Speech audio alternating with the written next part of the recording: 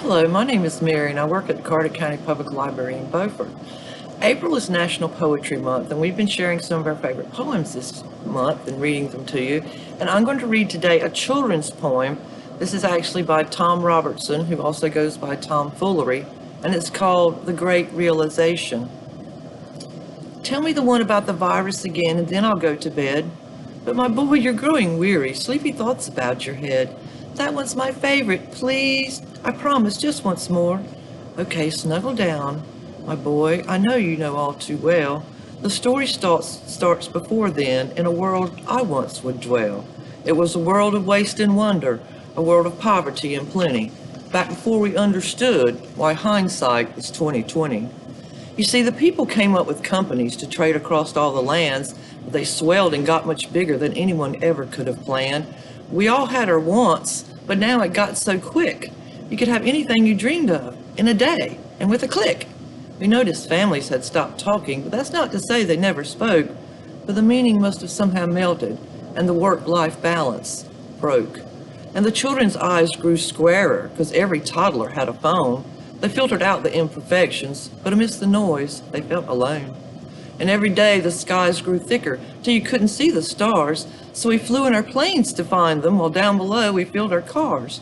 We drove around all day in circles. We'd forgotten how to run. We swapped the grass for tarmac, shrunk the parks till there were none.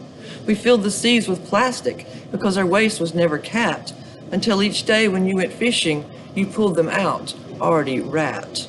And while we drank and smoked and gambled, our leaders told us why. It's best not to upset the lobbies, more convenient to die. Then in 2020, a new virus came our way. The governments reacted, told us all to hide away. But while we were hidden, amongst the fear and all the while, people dusted off their instincts, and they remembered how to smile. They started clapping to say thank you and calling up their moms.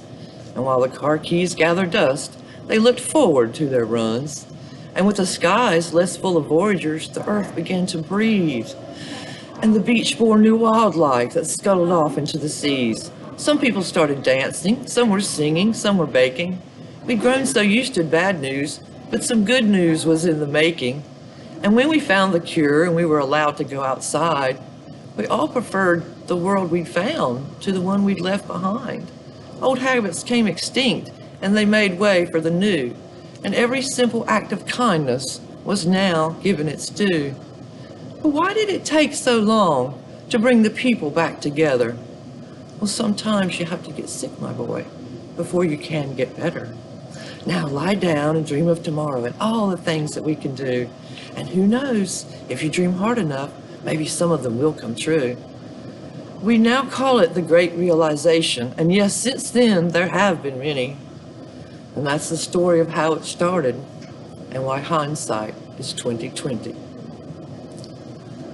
Don't forget that we also have an open mic night coming up this month on the 27th, actually an open mic event on the 27th at 3 o'clock in the afternoon. If you've got a favorite poem that you'd like to read, whether it's one you wrote or just one that you enjoy, please join us for our open mic event.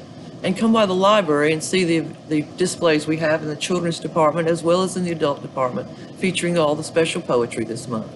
Thank you very much and have a great day.